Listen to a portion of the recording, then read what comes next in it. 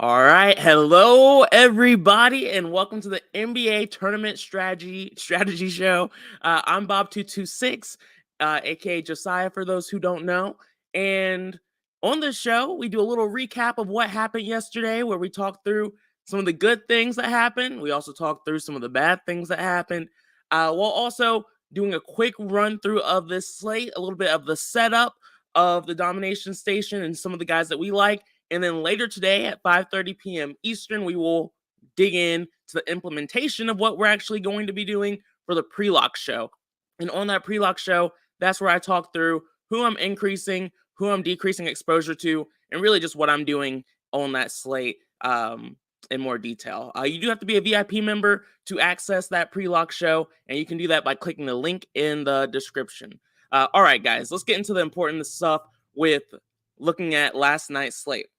I had a good night. It was profitable, but it wasn't a great night. And I think you'll be able to figure out why pretty fast.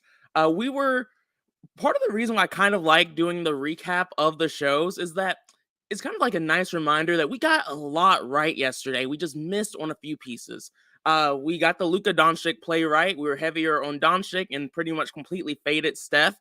That was the right call. So glad that worked. What didn't work is I didn't have any leverage on Luka. It would have been nice to probably be around to have like 60 to 80%. Like having him as a core play would have been nice. I did mention on this show and on the pre-lock show, though, that I did like this matchup for Luka Doncic. It was a pace-up spot for him, so we were definitely on the right side of things there. Just wish we had more. Tim Hardaway Jr., I just didn't do enough with. We left him in the player pool, which was good. I had probably like 7-8% just naturally in the domination station, so that was nice. Helped me have some like competitive lines, but ultimately I didn't have enough. If I When I was back testing earlier this morning, if I increased my exposure to 30%, 40%, I would have hit the nuts, but that was something that probably wouldn't have happened. Winslow, core play, that was right. Randall, core play, that was right. Robinson, core play, that was right. Reggie Jackson was a leverage play. I don't think he made it into the core. He might have. I don't know.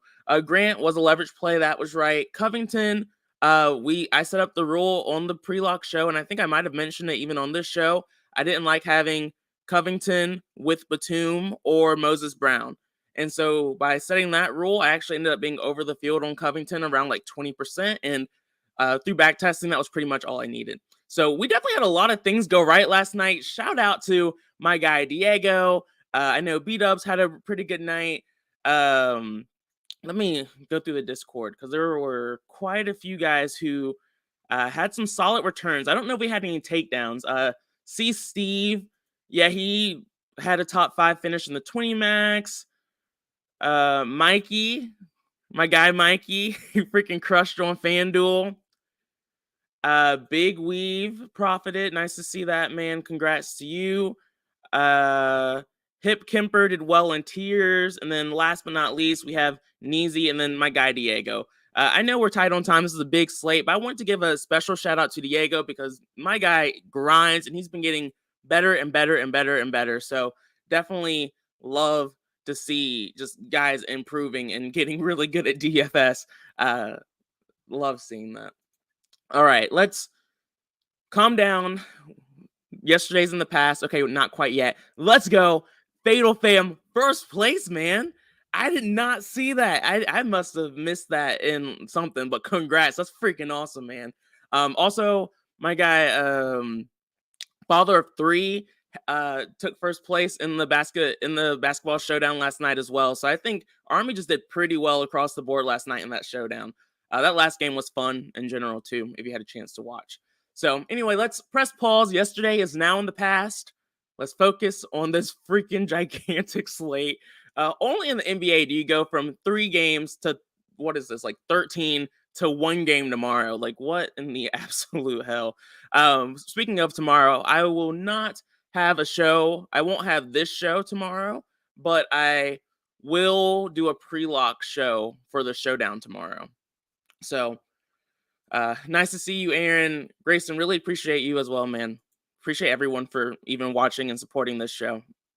For real. Anyway, let's dig into this slate. Let's start off with this first game. we have the Sixers against the Cavs. This game has the lowest total on the slate, and that's because both of these teams play at pretty slow paces. I think Joel Embiid is probably the only guy I would be excited to play in this game and still have a little bit of leverage on. Bigs can still do well in these slower paced games as long as they're dominating rebounds and scoring well in the paint. So I'm comfortable with that situation. From an injury standpoint, for these two teams, let's see, what do we have? We have Tyrese Maxey out, James Harden out, nothing special there on the Sixers. For the Cavs, we have Jared Allen out, Kevin Love out, Lamar Stevens is questionable, Dylan Windler's out still, and then Ricky Rubio's injured. So, again, nothing crazy here. Embiid, his usage rate is 35.9% with all these guys out. He's also just really dominating the defensive rebounding rates, which isn't surprising, but he has a pretty high assist rate at 31.8%. So if Embiid's playing, which he should be, he's not questionable or anything like that.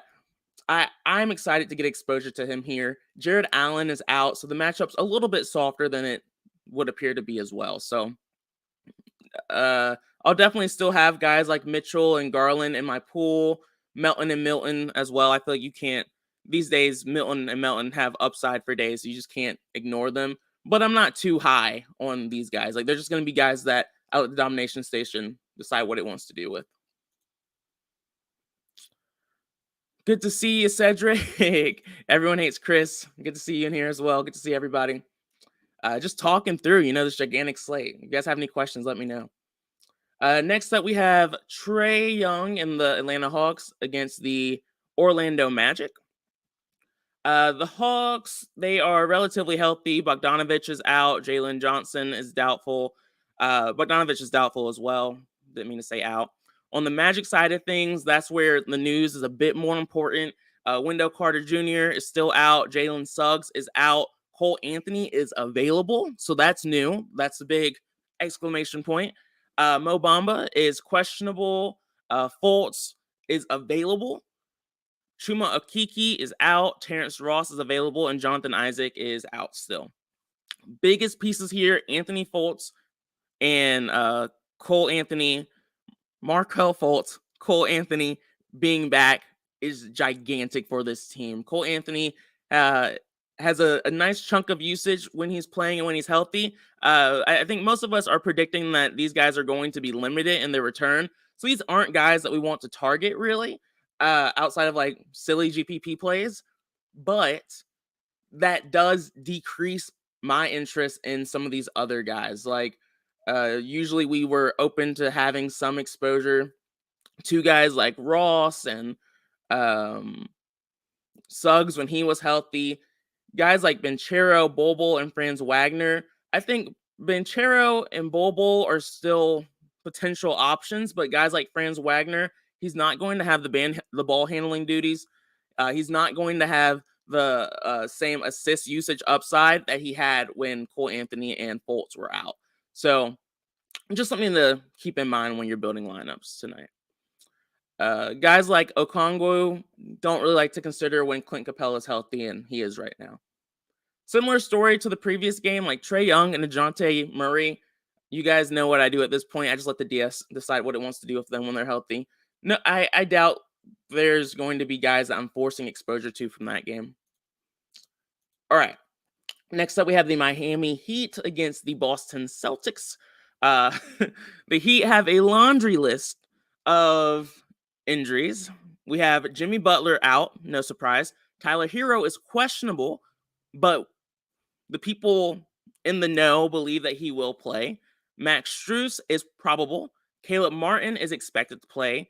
Gabe Vincent is expected to play. Duncan Robinson is expected to play. Haywood Highsmith is questionable. Dwayne Dedman is questionable. Kane is probable. Jovic is questionable. Oladipo is still out, and Yurtseven is still out. So, long story short, the main injury here is Jimmy Butler is out. So that means we can definitely still consider guys like Tyler Hero and pieces from this game. But Butler's been out long enough at this point where these guys are priced appropriately. So no one's really going to pop for us here. These are two solid defensive teams. The pace is going to be pretty average. I don't think that's going to really stand out too much here. Uh, so yeah, in general, just no one from this game is going to pop. I think Tatum is going to be like the GPP guide for sure if Jaylen Brown is out, but really I'm just struggling to find guys that I'm excited to play in this game. Uh, so yeah, it's gonna be another let the DS rule my fate on that one too. If it's like that for the whole slate, this might be pretty easy, but you guys know there's always some guys that pop. Next up, we have the Bucks against the Knicks. On the Bucks side of things, we have Marjan Beauchamp out, Serge Ibaka is out, we have Sandro Mamu out, Chris Middleton is out still, and Joe Ingles is out still.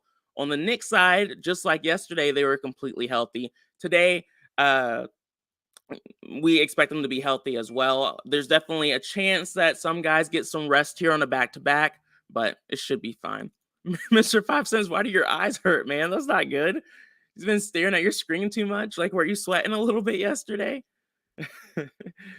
Next up, yeah, okay, so no real injury news that moves the needle too much for me. I mean, Giannis is freaking Giannis, and you can always consider him. The Knicks have actually been pretty bad. Their front court has not been great defensively so far this season, so they've allowed a good amount of points. What's the spread in this game? 6, not bad.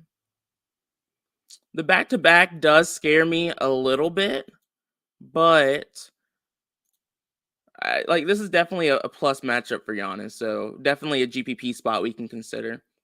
The Knicks guys, they do worry me on the back-to-back. I think my biggest miss, I didn't even talk about this yesterday, or so far today, but Jalen Brunson was a core for me. Big miss. He got into foul trouble, so I don't really consider those misses, but literally he had a snowflake, so it's a miss. The matchup is one where I don't feel like I need to chase him again here, so that's going to be a little bit of an easier fade for me.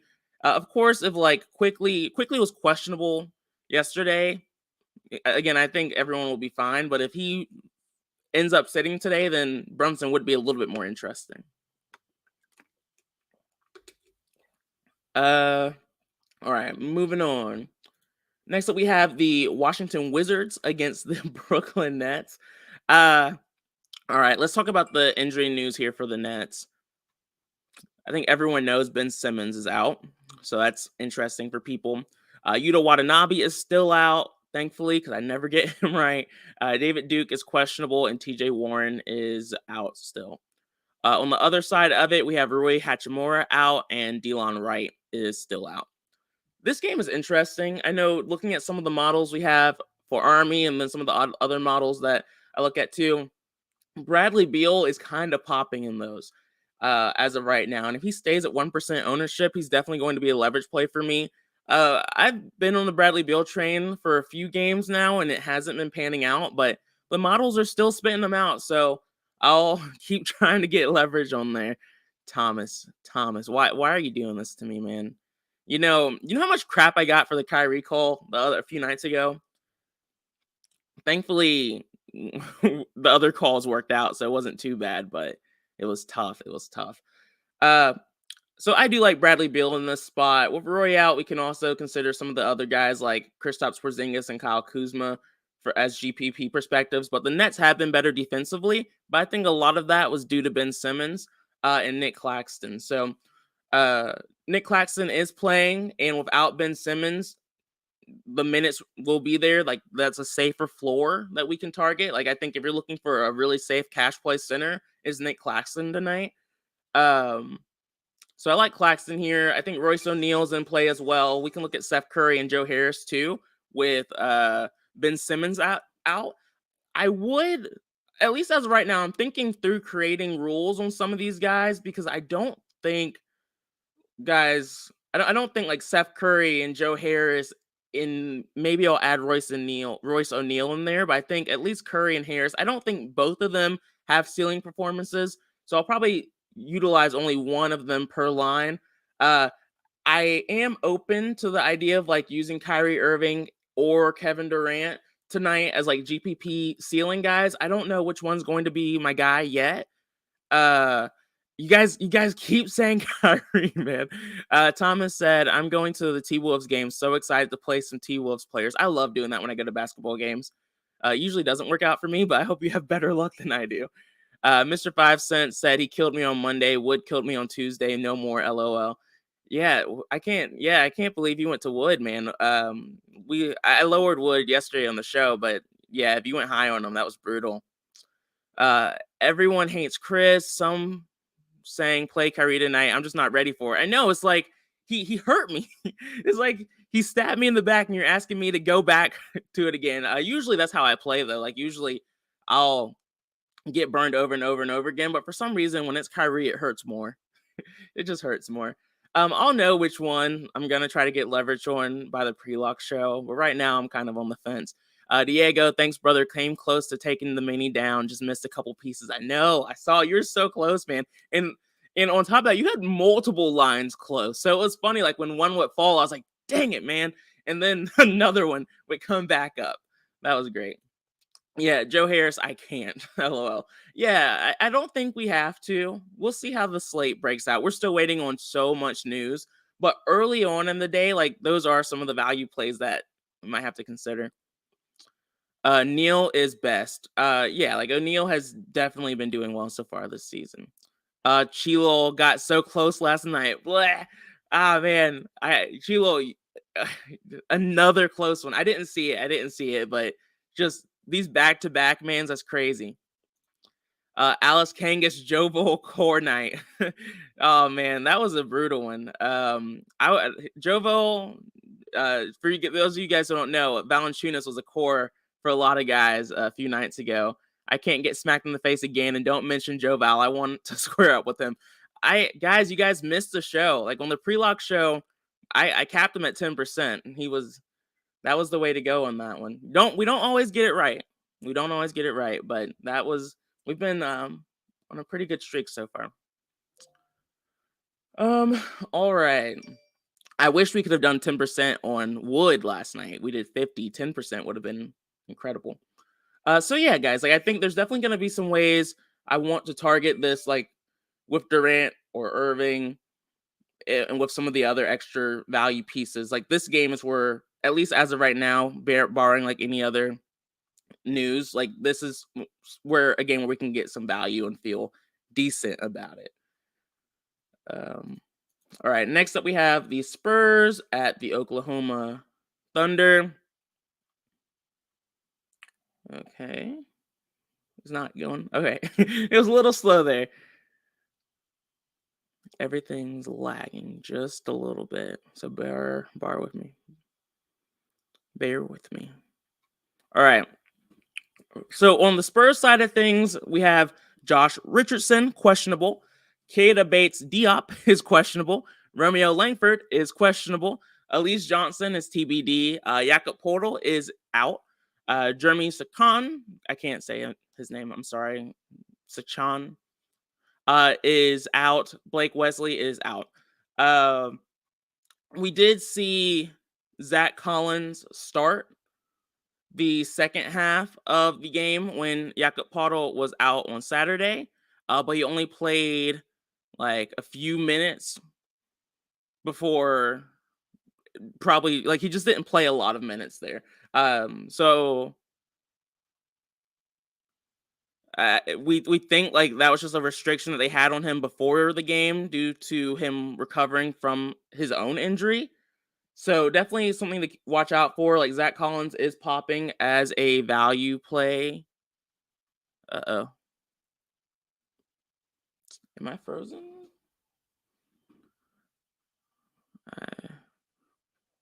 All right. Sorry about that, guys. I think I was frozen there for a little bit. I might still be frozen, but I'm going to try to keep on chugging along and hopefully it will fix itself. So yeah, with this game, in the questionable news on the Spurs side of things, is going to be a wait and see approach. Even if they are all healthy, we know how wild the Spurs can be from a rotation and even just general performance. Like, they are volatile players. Like, Keldon Johnson has been very hard to trust over the last few games when he was the guy for a while there. I think Devin Vassell, Trey Jones are all going to be guys that we can consider. So definitely something that I'm going to keep an eye on just throughout this slate, because if some of these guys start falling, we're going to have to play some uncomfortable Spurs. Yeah, Mr. 5 Cents. Like, Collins is popping early, and that's why. Zach Collins should start. The starting lineup is going to be another thing I really want to keep an eye on. Zach Collins should start here, and if he does start, I'll feel okay about him being super chalky. Charles Bassey is also going to be a guy we can consider once again today. So we'll see. It's going to be interesting, guys. Unlike yesterday, like, we're going to have some crazy. We're going to have some crazy. And I like that so much more. All right. Next up, we have the Toronto Raptors against the Pelicans. For the Pelicans, they have Brandon Ingram out. That's huge. CJ McCollum is questionable. That's the news that we're really keeping an eye on. Larry Nance Jr. is questionable. Najee Marshall is questionable. And the Toronto Raptors are pretty healthy. Otto Porter is out, and then Precious Achiuwa is out. With Pascal Siakam back and healthy on this team, on the Raptors, I'm less interested in it. Like, I definitely in a tough matchup defensively against the Pelicans. I don't like playing the Raptors when everybody's healthy. It's just not something that I like to do outside of when their value plays. On the Pelican side of things, they are a bit more interesting without Brandon Ingram. I think we can definitely still consider guys like Zion and Trey Murphy as like GPP plays. Herbert Jones, I prefer on smaller slates, but if CJ McCollum is out, I'm definitely open to going there. When it comes to Joe Val, the guy we've been talking about a lot already, pretty much my thought process, and I mentioned this on the pre-lock show 2 days ago, is Joe Val plays larger minutes against real centers. Now, the hard part is it just really depends on who you are going to consider a real center. Joe Val has big games against real centers and the Golden State Warriors and the Hornets. Pascal Siakam, I don't know if he counts. And since I'm on the fence and Zion is healthy, I'm going to be okay not forcing exposure to Joe Val. But we are going to play him, or at least I'm going to play him again this year. It's just going to be in the right spots against real centers, and hope we're right on that, because it's just a minutes issue. Like, Joe Val's really good. It's just they don't feel like they have to play him in all the time when they can play a little bit smaller with Zion. OS said, in terms of lineup construction, not getting to anything in first 4 games. It's still so early, man. That's why I don't run the DS on this show, but I also don't run it on this show either, because I try to make sure that the people who are paying for content with DFS Army are actually getting their money's worth too. But there's going to be so much news that breaks. It's not worth running the optimizer this early in the day. It's just good to kind of have an idea of what the slate's looking like, be able to pivot if we get certain news, things of that sort. All right. Next game, we have the Timberwolves against the Memphis Grizzlies. Let's see if there's any injury news. On the Grizzlies, we have Dylan Brooks questionable. That's big. Jake LaRavia is doubtful. Desmond Bane is still out. Zaire Williams is still out. Danny Green is still out. On the Minnesota Timberwolves side, we have Jaden McDaniels questionable. We have Jordan McLaughlin out. Cat is out. That's big. And Teron Prince is out. I think for the most part, with Cat out, this team becomes so much more interesting. I've wanted this team to lose at least one of these core 4 guys they have, just so I can get more exposure to them. So we can definitely consider Anthony Edwards in this spot, Rudy Gobert, D'Angelo Russell, Their core three guys are the guys that I want to get exposure to in this spot. For sure, depending on like the McDaniels news and what happens there, that will. Sorry, these team logos look too similar. It was hard for me to look and be able to focus on the right players. Um, we can definitely consider Noel once again. Kyle, water. Let's see. Kyle Anderson slow mo is a tough trigger to pull for me. I might try to trust the DS on this one. Hopefully, we get more value so I don't have to force Kyle Anderson. I'll probably just match the field, to be honest with you. I have trust issues with Kyle Anderson. He's hurt me too many times. Nas Reed as well. Like we're going to get a ton of value from this game, so it's going to be one of those slates for sure. Edwards lock, no Towns. Yeah, like I don't lock guys, but I'll have a lot. I'm seeing a lot of stuff about. Oh no, I forgot about the revenge. There's a lot of revenge narratives tonight. Hey, like I'm not taking Joe Val out of my pool, so I'm not saying I'm playing him, but we'll see on the pre-lock show what happens. I honestly doubt I'm getting there. Damn, 5 Timberwolves tonight. Okay, so that's what it. Yeah, I mean the value. This is the best value on the slate so far. So if we're getting 5, I don't think we're going to see 5 tonight. I'll probably limit it to at most 4, but we'll see. It's gonna be pretty TBD. 5 a lot. We burn. Oh man. Hopefully you're not burning money, man. Hopefully we can get a win for you. But as of right now, I'm not going to set any rules against 5. We'll see how the slate breaks out. Ja owns the Wolves. Yeah, like this game is going to be one that I want exposure to. Yeah, I don't think Kyle Anderson's going to be sneaky, but he's definitely going to be in play. Yeah.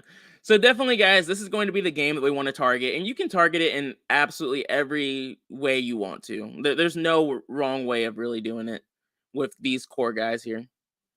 They're going to be popular, and I'm fine with it. Like I'm always okay with chalk when it's logical, and this is logical chalk. Ja Morant, Jaren Jackson, they're going to pop so much more if Dylan Brooks is out. Like this game is going to be so much fun if Dylan Brooks is out, and then we would be able to play a ton of value of like Contra, Tyus Jones, even Aldama, Clark. Those guys are still in play now, like as GPP options, believe it or not. But with Brooks out, this game would be one that people stack, and you would be completely right to do so. And it wouldn't be one you have to even force; it would just happen naturally. Yeah, you exactly, Thomas. You're right. Close spread, high total. Like those are games that we like to target, and there's injury news with it, so it's easy to target too. So you won't even have to force it a ton. All right. Next game we have the Nuggets against the Rockets. So we've seen this game play out already so far. On the Rockets side, we have Jason Tate out. And then on the Nuggets side, we have MPJ out still. Bones Highland is questionable, and Jeff Green is still out. My guy Jamal Murray has been dominating in these spots. The Rockets are really bad defensively. I think Jamal Murray, I know he's leading this team in usage with MPJ out. And it's like I said, the last slate where we saw this, when one of MPJ, Nikola Jokic, Jamal Murray, or uh maybe it's 3, or Aaron Gordon, when one of those guys are out, I'm totally fine. I want to get more exposure to the other 3 because now they're not splitting usage evenly, or they're not splitting usage as thinly as they are when they're all healthy. So I like the idea of being over the field to all 3 of these guys. The Nuggets are really bad against the guard position. I took shots on Kevin Porter and Jalen Green last time out. That didn't pan out. They were going to be super low owned again in this easy matchup. Going to be a tough trigger for me to pull, but I'm thinking about it. Definitely one that I'm considering. Again, KCP fits in that category as well. With MPJ out, you can consider him more than I usually would. Yeah, like honestly, I don't like to like tell all my secrets on this show. Like I like to save it for the pre-lock show, but uh I would not be shocked if Jamal Murray's like a leverage play for me. Yeah, there's definitely a blowout risk. For me, Cedric, though, it's rare that I try to avoid games due to blowouts. There's definitely like I know guys who have taken down tournaments by avoiding the blowout, but usually if you're avoiding a blowout on purpose and the DS isn't giving you exposure to it, or you're making sure the DS isn't giving you exposure to it, like you're going out of your way to do something, I think it's worth considering um maybe playing some of the like super low value, like super cheap value options who are going to see more minutes if the game really does blow out. So again, like I don't really play for blowout, so I play the guys if I like them. But if you are going out of your way to avoid a blowout, then it could be worth reversing it and getting some exposure in the case it does blow out. Uh, all right. Well, the next game we have the Jazz against the Clippers. On the Clippers side of things, we have John Wall. He's TBD. They're playing on a back-to-back tonight. He was out yesterday due to injury management. I am pretty sure he's going to play tonight, but we will see. Paul George is out. Kawhi Leonard is out. Luke Kennard is out. If John Wall plays like he should, then I'm not very interested in this Clippers team just because John Wall is a usage monster and that's what he does. So Reggie Jackson won't have typically won't have his gigantic explosive games like he had last night. Similar story to Powell and everybody else. So the usage just kind of again thins with high usage guys like John Wall playing. So their ceilings are limited, in my opinion. So I doubt we'll have a ton of the Clippers tonight. Outside of Zubac, uh, he's really just been super, super efficient as of late.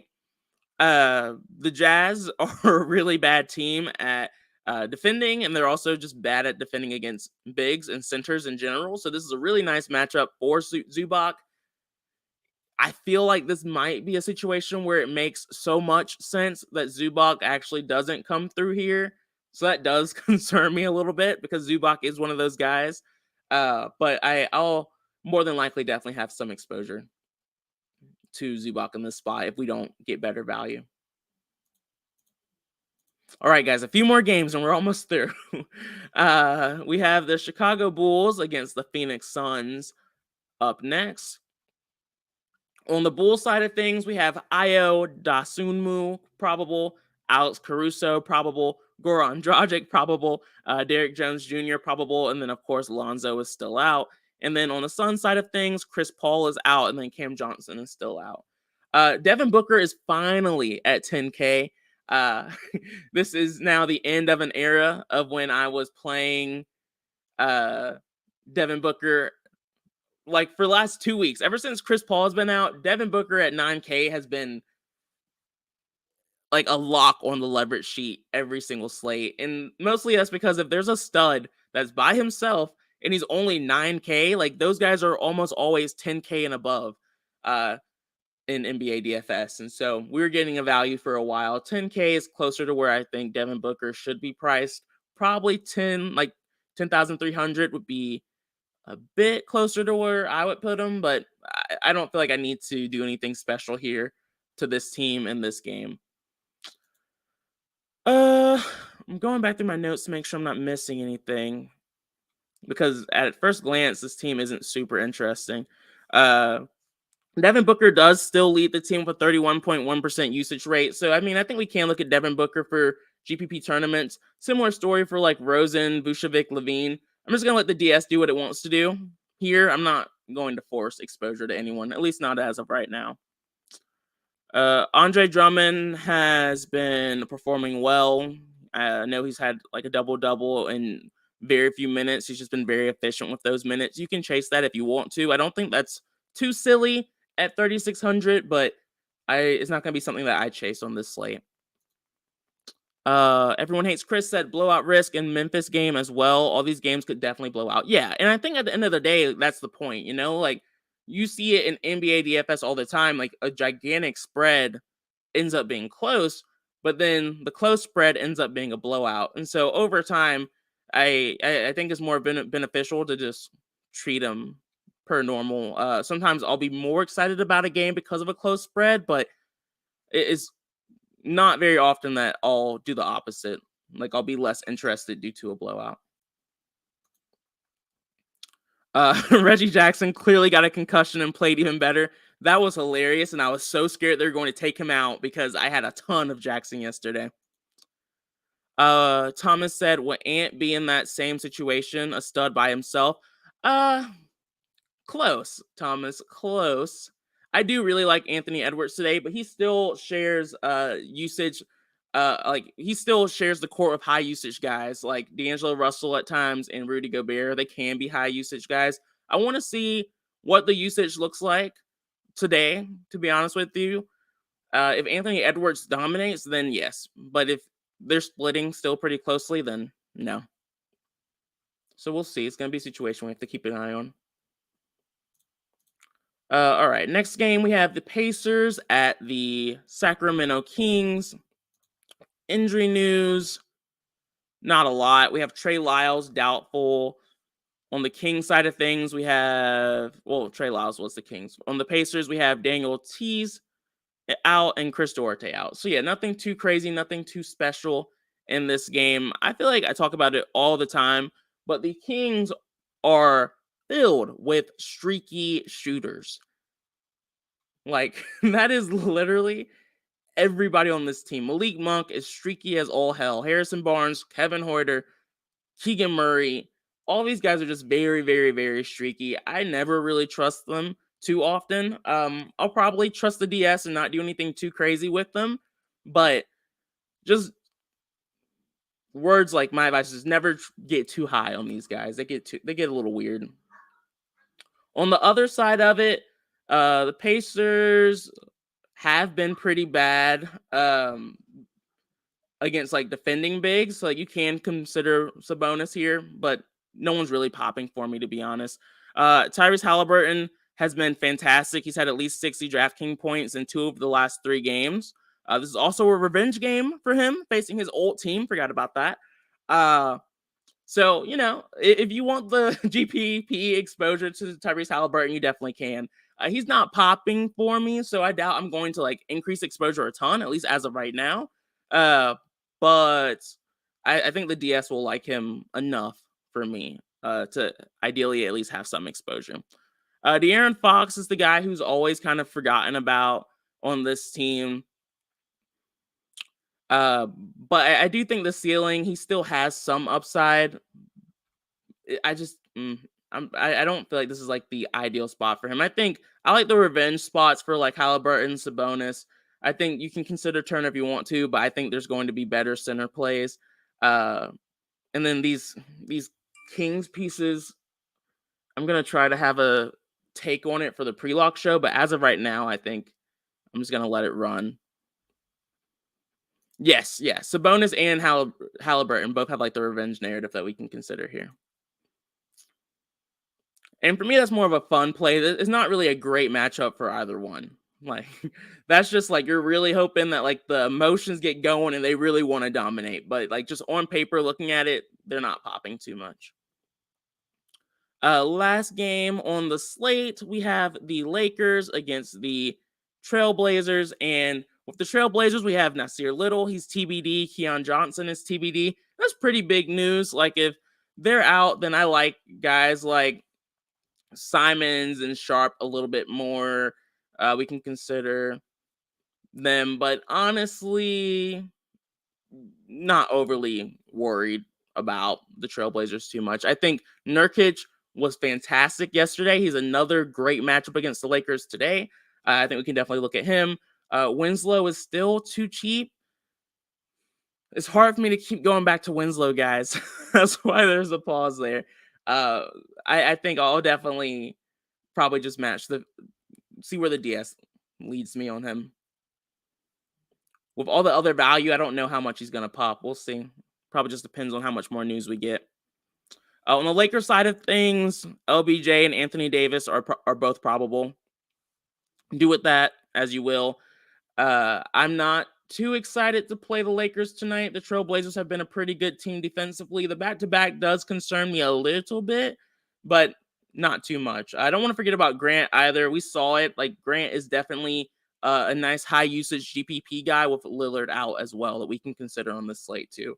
Looks like he's going to be relatively popular. If he gets too chalky, this is a nice matchup for him. I was gonna say I would consider fading him if he gets too chalky, I guess, but I don't think he would get to like 30-40% popularity. But if he's around 25%, I'll probably just start matching the field. But yeah, guys, that's this slate in a nutshell. That was a lot. Hopefully some of it made sense. We'll definitely have a better vision and more clarity on what we're actually going to do on the pre-lock show today, who we're increasing and who we are decreasing exposure to. I look forward to seeing everybody for that show. Outside of that, thank you everyone for watching. Don't forget to like and subscribe. We're almost at 10K followers, and hopefully we can get there soon. I look forward to seeing everyone later today at 5:30 p.m. Eastern on the pre-lock show. Peace.